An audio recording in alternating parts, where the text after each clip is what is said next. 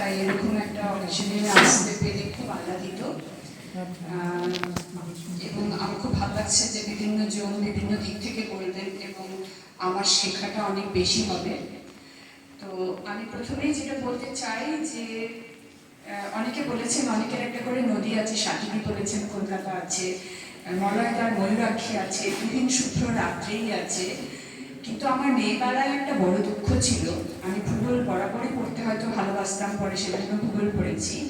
বইতে অত ভূগোল, অত পাহাড়ের নাম পড়তাম, অত নদীর নাম পড়তাম, কিন্তু আমার সেই বাঁকুড়ার গ্রামের পাশে না ছিল পাহাড়, না ছিল নদী। আমার খুব দুঃখ ছিল যে আমার কোনো নদী নেই। এই জন্য তখন খুব ছোটবেলা থেকেই আমি একটু অল্প বয়স থেকেই অনেক বেশি নদী নিয়ে যা কিছু বই থাকতো সেই বইগুলো পড়তাম। যেমন ধরুন ভোলগা থেকে গঙ্গা পড়েছি, আমার খুব অল্প বয়সে পড়া। আমি তিতাসেক্তি নদীর নাম খুব অল্প বয়সে পড়েছি এবং তখন ওই বইগুলোকে আবার আমাকে তারপরে পড়তে পদ্মা নদীর মাঝি পড়েছি এবং তিস্তাপাড়ের বৃত্তান্ত পড়েছি। তো ওগুলো তখন আমার ছোটবেলায় যেভাবে পড়েছি তারপরে বড় হয়ে আমাকে আবার পড়তে হয়েছে। কিন্তু ওই দুঃখটা আমার ছিল ছোটবেলা থেকে। আমি যখন মাধ্যমিক পরীক্ষা দিলাম তখন আমি বর্ধমান শহরে এলাম। ফাইনালি বর্ধমান শহরের পাশে একটা নদী আছে, আমি দামোদরকে পেলাম। কিন্তু দামোদরকে পাওয়াটার সময় তো আমি পড়াশোনার এই সময়টাতে আমি খুব একটা দামোদরকে দেখতে পারিনি। 2002 সালে, আর আমি নদী নিয়ে যে কথাটা বলবো সেটা হচ্ছে আমি 2002 থেকে 2026 পর্যন্ত আমি কয়েকটা নদীকে একটু বোঝার চেষ্টা করেছি, বিশেষ করে চরের দৃষ্টিভঙ্গি থেকে, রিভার আইল্যান্ডের দৃষ্টিভঙ্গি থেকে। আর এখানে আমাকে প্রথমে নাম নিতে হবে আমার কয়েকজন কোলাবোরেটর যাদের সঙ্গে আমি কাজ করেছি। আমার প্রথম কাজ 2002 সালে আমরা যখন শুরু করেছিলাম দামোদর নদীর চর নিয়ে, সেখানে কুন্তলা লাহিড়ী দত্ত এবং আমি দুজনে একসঙ্গে কাজ করেছি। 2002-তে আমরা কাজ করেছিলাম, 10 বছর ফিল করেছি। 2013-তে আমাদের বই বেরোয় dancing with the river Yale university press থেকে। তারপরে আমি আবার শুরু করি কাজ, সেই কাজগুলো আমার ছাত্রীদের সঙ্গে। অর্পিতা সেনগুপ্তর সাথে আমি বুঝতে চেষ্টা করেছি সুন্দরবনের আইল্যান্ডগুলোর চরগুলোর কথা। রাখি দাসের সঙ্গে আমি বুঝছি, এখনো কাজ করছি আমরা ভুতনি, হামিদপুর, মালদার চরের কথা। এবং এই সবার সঙ্গেই আমার বোঝাটা, তো আমার নদী বিষয়ে বোঝাটা আমার একার বোঝা নয়, নদী বিষয়ে আমার বোঝাটা কালেকটিভ আন্ডারস্ট্যান্ডিং, যেটা কিনা আমার সব যারা আমার কোলাবোরেট করছেন তাদের সঙ্গে দিয়ে আমি শিখছি। এমনকি তুহিন বলেছে যে আমরা হাঁটতে গেছিলাম একটা নদী ধরে, তুহিনের রাত্রি আমার এখনো দেখা হয়নি, আমার প্রচন্ড দুঃখ আছে, কিন্তু গত পুরো বছরটা আমি মালদা নিয়ে খুব বেশি ছিলাম। এবং মলয়দা বলেছেন যে মালদার ফারাক্কা এবং ফারাক্কা নিয়ে যে ক্রাইসিসটা, তো আমরা যখন রাখি আর আমরা যখন ম্যাপ করছি যে এই চরগুলো, এই যে ফারাক্কা ড্যাম হলো এবং ড্যাম হওয়ার পরে এই হিউজ সেডিমেন্ট যেটা আটকে গেল গঙ্গার, তারা দিশা পাচ্ছে না। এবং চরগুলো আমরা বইয়ের নাম দিয়েছিলাম ডান্সিং উইথ দ্য রিভার, কিন্তু ওটা ছিল মেটাফরিক্যাল। কিন্তু আমি এখানে দেখলাম লিটারেলি ডান্সিং উইথ দ্য রিভারটা করছে, কারণ ল্যান্ডগুলো এত ফ্রিকুয়েন্ট মুভ করছে, চরগুলো এত তাড়াতাড়ি সরে সরে যাচ্ছে, এবং তার সঙ্গে মানুষগুলো তারা যখন ইন্টারভিউ করছি, কেউ বলছেন আমি 12 বার ঘর চেঞ্জ করেছি, কেউ বলছেন 8 বার, কেউ বলছেন 7 বার। এবং এটা সব হচ্ছে ফারাক্কা ড্যামের পরে। তার আগে কিন্তু এত ভালনারেবিলিটি ছিল না, চরগুলো এত মুভ করছিল না। তো আমি যে আমার টাইটেলটা দিয়েছি সেটাতে আমি বলতে চেয়েছি যে living with the river. Living with the river একটা প্র্যাকটিস। তো এই প্র্যাকটিসটাকে আমি মেনলি বুঝতে চেষ্টা করেছি চরের কাজের মধ্যে দিয়ে এবং রিভার ব্যাংকের লোকজনদের সাথে যে আমরা কাজগুলো করেছি সেগুলো দিয়ে। প্রথমেই বলে নিই, নদীকে আমি আর প্রকৃতি বলে ভাবি না, কারণ পৃথিবীতে কোনো নদী, খুব কম হাতে গোনা কয়েকটা বাদ দিলে পৃথিবীতে নদী নেই যাকে আমরা ট্রান্সগ্রেস করিনি, যাকে আমরা ট্রান্সফর্ম করিনি, যাকে আমরা ড্যামিং করি। তো এরকম নদী নেই। সেজন্য আমি ফ্রান্সে লোয়ার নদী দেখতে গেছিলাম। কেন লোয়ারকে এখনো ওরা কিং বলে? কেন না লোয়ারকে বাঁধা হয়নি, লোয়ার নদীটা এখনো আছে, এরকম বাঁধা হয়নি বলে সেজন্য আমি লোয়ার নদী দেখতে গেছিলাম। আর আমি যে নদীগুলো নিয়ে কাজ করেছি সেগুলোর কথা একটু বলে নেওয়া দরকার।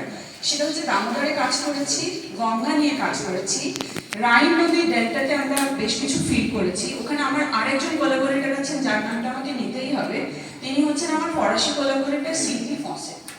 তো ওনার সঙ্গে আমি রাইন নদী এবং রাইন ডেল্টা বোঝার চেষ্টা করেছি। এবং সম্প্রতি আমরা একটা গত বছর ধরে উনি কাজ করেছেন পৃথিবীর অনেকগুলো নদীর ডেল্টা নিয়ে, যেমন ধরুন নীল নদের ডেল্টা, নাইজার নদীর delta, Mekong delta, red river delta এবং জিবিএম মানে গঙ্গা ব্রহ্মপুত্র মেঘনা ডেল্টা, এগুলো নিয়ে তো আমরা একটা কনভারসেশন করেছি এবং এই কনভারসেশনটা হয়তো আর 7-10 দিনের মধ্যে পাবলিশ হয়ে যাবে, আপনারা চাইলে আমি কপি দিয়ে দেবো। তো সেখান থেকেও আমার অনেকটা জানা আমার ওই বন্ধুর সঙ্গে কনভারসেশন করেও, কারণ আমি মেকংয়ে যাইনি, আমি রেড রিভারে যাইনি, কিন্তু ওই রেড রিভার এবং মেকংয়ের খুঁটিনাটি বিষয়গুলো ওর সঙ্গে কনভারসেশনে আমি জানতে পেরেছি। তো এরপরে আমি যেটা আসতে চাইছি, আমি দুটো শব্দ ব্যবহার করছি, একটাকে বলা হয় হাইড্রোলিক সোসাইটি, একটাকে বলছে ফ্লুভিয়াল সোসাইটি। এই হাইড্রোলিক সোসাইটি বলে আমি ঠিক কি বুঝি না, যেখানে একটা রেজিমেন্টেড সেন্ট্রালি কন্ট্রোল সিভিলাইজেশন গড়ে উঠেছে, যেটা কিনা রিভার কন্ট্রোলকে ঘিরে, যেমন নাইলে একটা সাংঘাতিক টাইপসিক ফেটিশও সেরকম হয়েছে, এবং সেগুলোকে আমরা হাইড্রোলিক সোসাইটি বলি, চায়নাতে হচ্ছে।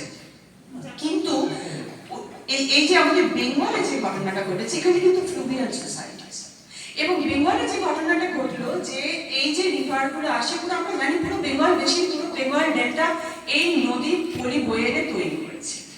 এখন যখন এখানে হিউম্যান হ্যাবিটেশনটা শুরু হলো, তার আগে আমরা জানি সবই জঙ্গলে ঢাকা ছিল, তখন মানুষ বুঝতে চেষ্টা করছিল যে নদীগুলোর সঙ্গে কিভাবে অ্যাডজাস্ট করবে, কিভাবে অ্যাডাপ্ট করবে, এবং সেটা বোঝার জন্য তাদের একটা সাংঘাতিক রকমের চ্যালেঞ্জেস তারা ফেস করতো, তার থেকে একটা নলেজ ডেভেলপ করতো। আমি সেই নলেজটাকে বলতে চাইছি লিভিং উইথ দ্য রিভার, সেই নলেজ।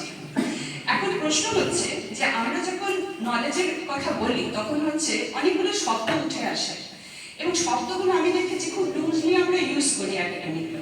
একটা হচ্ছে ইন্ডিজিনাস নলেজ, একটা হচ্ছে ট্র্যাডিশনাল নলেজ, একটা হচ্ছে লোকাল নলেজ।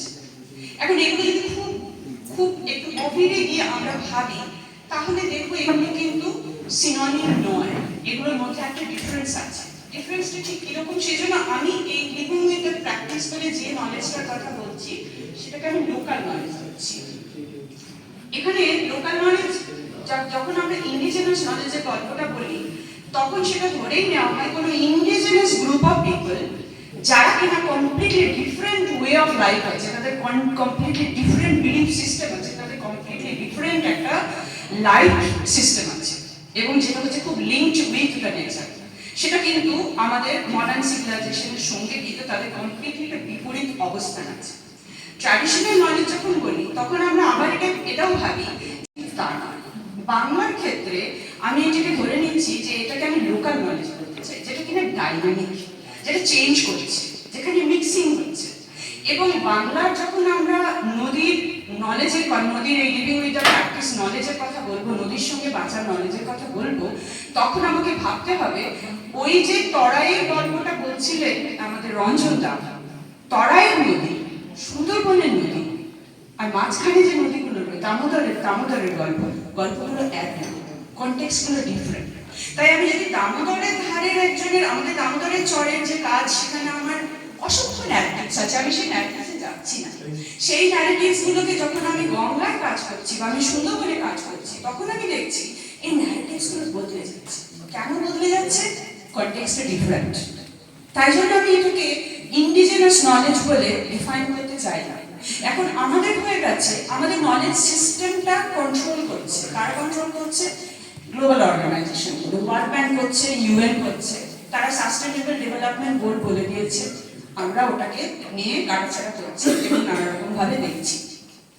কিন্তু আমি যখন সাস্টেনেবল ডেভেলপমেন্ট গোল পড়ি, তখন আমার 100টা প্রশ্ন মনে জেগেছে, উত্তরগুলো তো আমাকে ইউএন দেবে, সেগুলো আমি একটু অর্গানাইজ করে লিখেও ছিলাম কোথাও।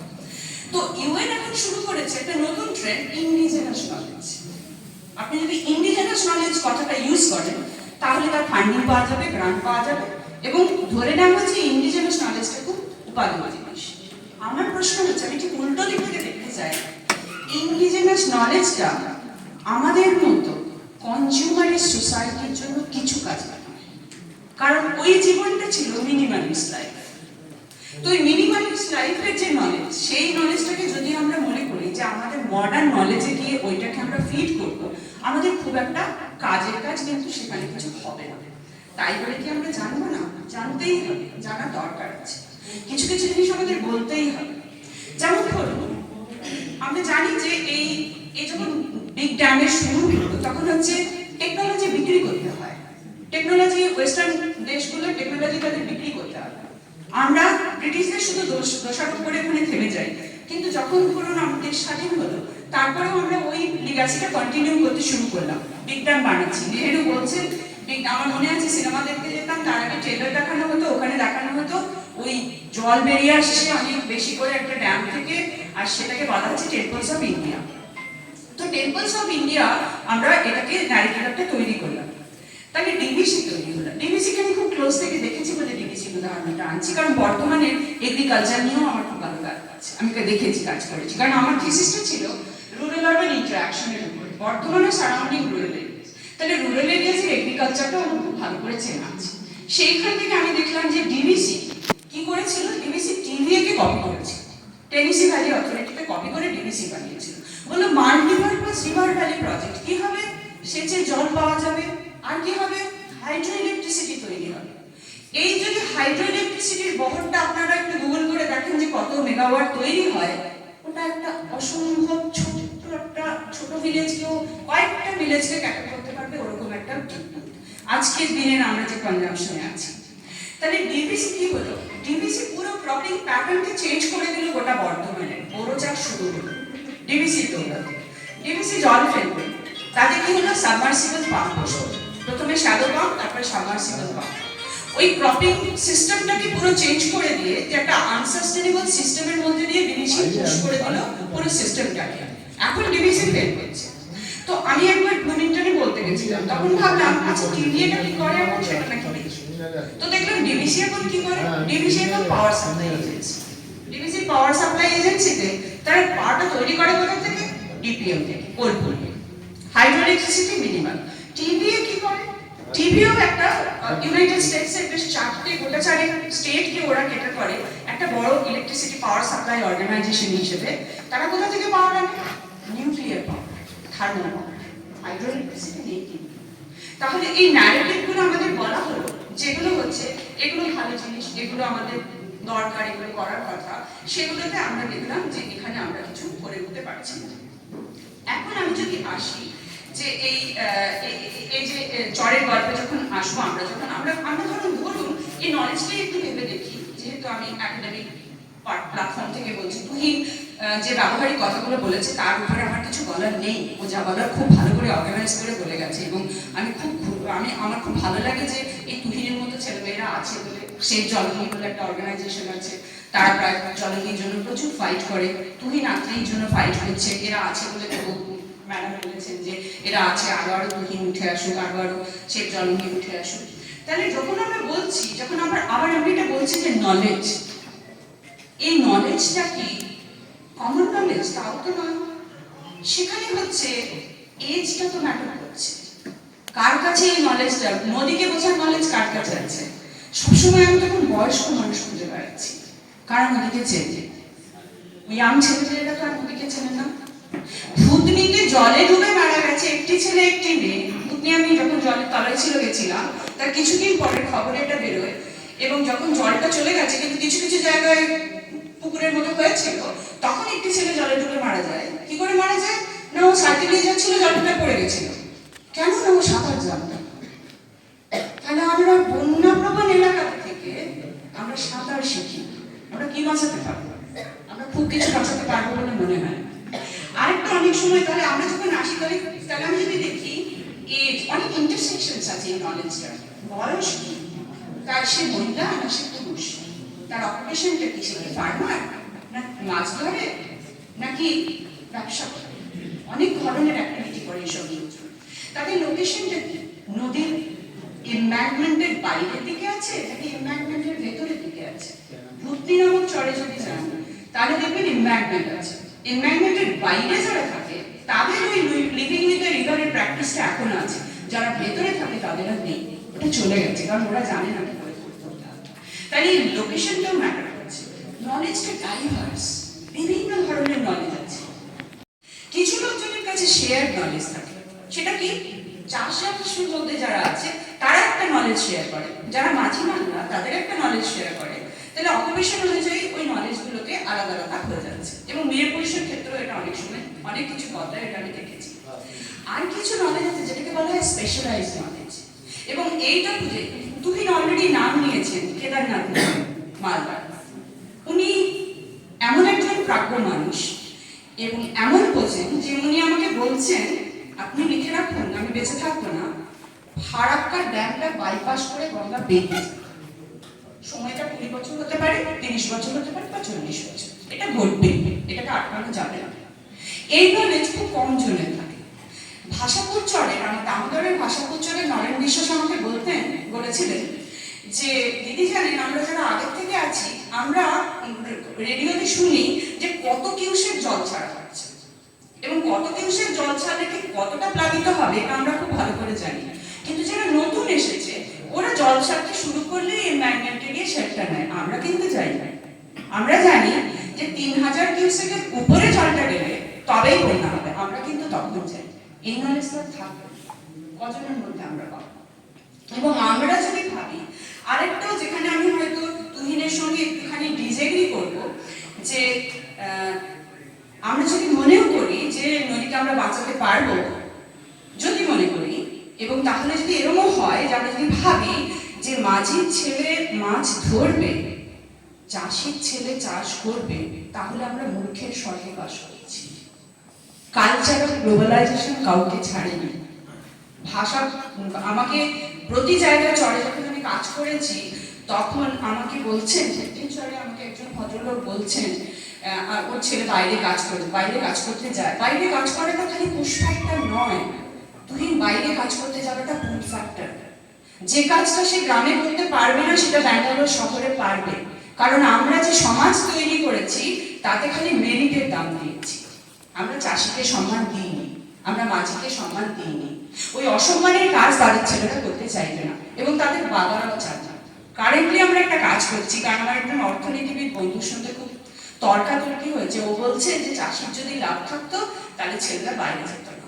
তো আমরা এখন একটা সার্ভে করছি, আমি আর বরুণ, আমার এক্স পিএইচডি স্টুডেন্ট, আমরা কয়েকটা গ্রামে সার্ভে করে আমরা কয়েকজন কথা বলতে চাইছি যে ওই বাবারা কি চাইছে না ছেলেরা কি চাইছে, প্রবলেমটা কোথায়। ওরা যদি এনাফ প্রফিট চাষ থেকে হতো তাহলে এটা করতো কিন্তু। কারণ এই ট্রেন্ডটাকে কিন্তু আমরা বদলাতে পারবো না, কারণ আমরাও যারা কলকাতায় থাকি আমরা তো লন্ডন যেতে চাই, আমরা তো ইউএস যেতে চাই।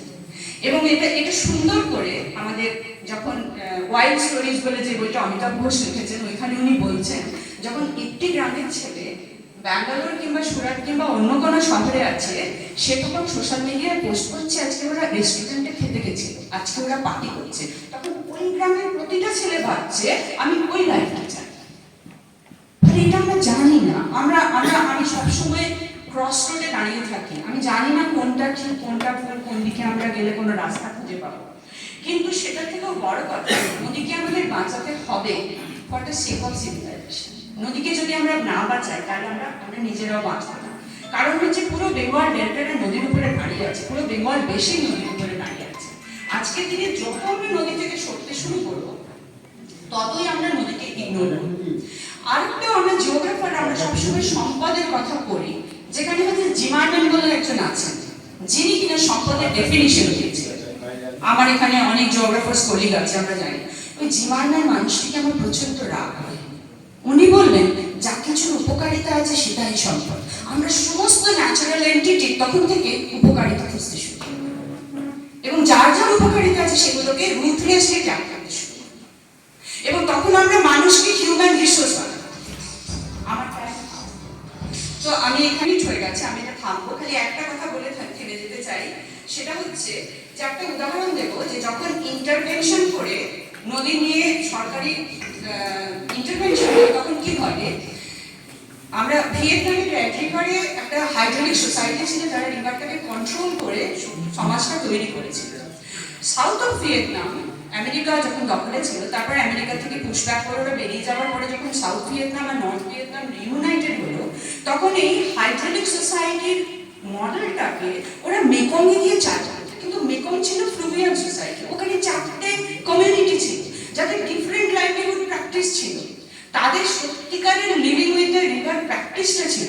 সেই প্র্যাকটিসটা ওরা বন্ধ করে ওরা কি করলো, জমি বুঝিয়ে ল্যান্ড তৈরি করে, জলা জায়গা বন্ধ করে ল্যান্ড তৈরি করে সেখানে চাষাবাদ শুরু করলো, কারণ প্রোডাকশন চাই। তাহলে যখন আমরা একদিকে বলছি যে আমাদের এই লিভিং উইথ দ্য রিভারের প্র্যাকটিসটাকে বাঁচাতে হবে, উল্টো দিকে আমরা ঠিক উল্টো দিকে গিয়ে 180 ডিগ্রি অ্যাঙ্গেলে করে গিয়ে আমরা সেটাকেই আগে নষ্ট করতে চাইছি। তাই আমরা কি করবো আমি জানি না। তবুও আমি এর নোটে যেটা বলতে চাইবো সেটা হচ্ছে, আমিও মাঝে মাঝে কনফিউজ হয়ে যাই এই নলেজগুলোকে ট্যাপ করে আমাদের কি হবে। কিন্তু আমার যেটা মনে হয় একটা সময় আসবেই, আসতে চলেছে, যখন নদীগুলো হয়তো মরে যাবে, তখন সভ্যতার একটা বিরাট ক্রাইসিস হবে, তখন হয়তো ইয়াং জেনারেশন জানতে চাইবে আগে মানুষরা কি করে বেঁচেছে। সেজন্য আমাদের এই নলেজের ডকুমেন্টেশন করে যাওয়া দরকার, এবং সেই কাজটুকুই আমরা করে যাই, এটুকুই বলতে পারি। Thank you very much.